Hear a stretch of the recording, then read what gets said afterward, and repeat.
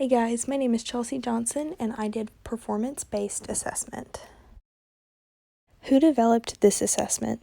So there's no clear developer of it, however, it gained a lot of validity in the 1990s as an alternate strategy for assessing students in comparison to traditional standardized methods, which would typically include multiple choice option tests and maybe some essay questions as a final assessment.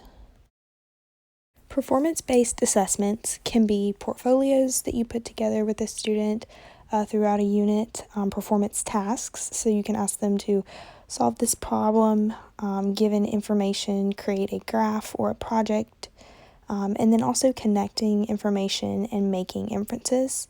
It can be exhibitions and any other documentation of student achievement. Performance-based assessments are complex and multifaceted assessments. They're authentic to what the student is learning and to the content. They're process and product oriented, so you're trying to see what your student produces based off the assignment that they're given.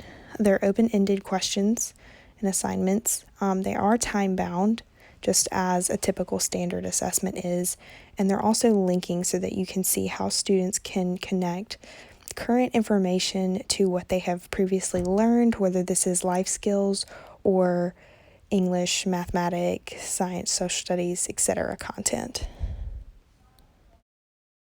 The intended audience for this assessment is really that it can be used for any grade, elementary through high school, to assess students' progress, skills, and achievements across subjects.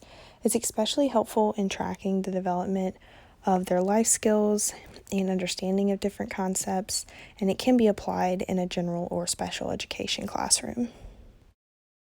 Validity and reliability of performance-based assessment.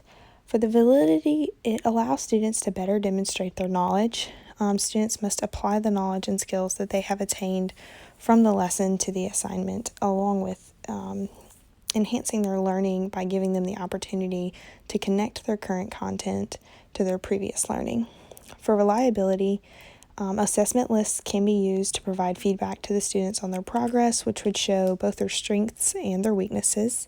Performance tasks can easily be kept in a portfolio for teacher reference, whether you are evaluating a student at the end of a unit or you're intending to use this information to recommend more supports or a different type of instruction.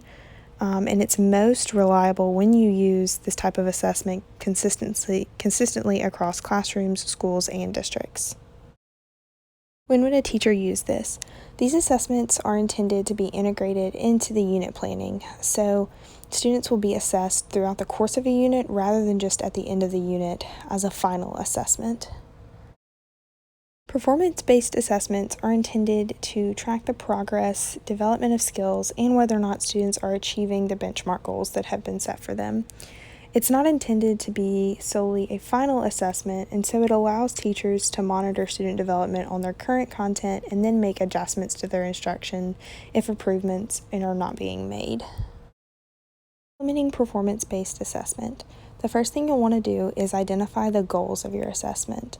What are you trying to evaluate if your student can do? What do they know?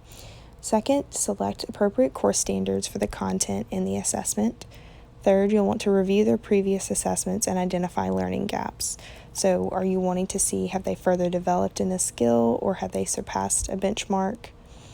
Fourth, you'll want to design your scenario and assessment. Fifth, you'll need to gather your needed materials. Are you having them read a passage? Are you posing a problem to them? Are they creating a chart? Do you need background information for them? And sixth, you need to develop a learning plan for the assessment and for the student. This last page shows some examples of how to implement performance-based assessments into multiple age groups.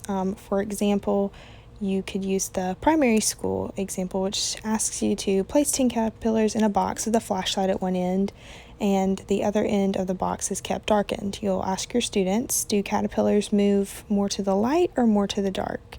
Make a graph that shows how many move to the light and how many go to the dark.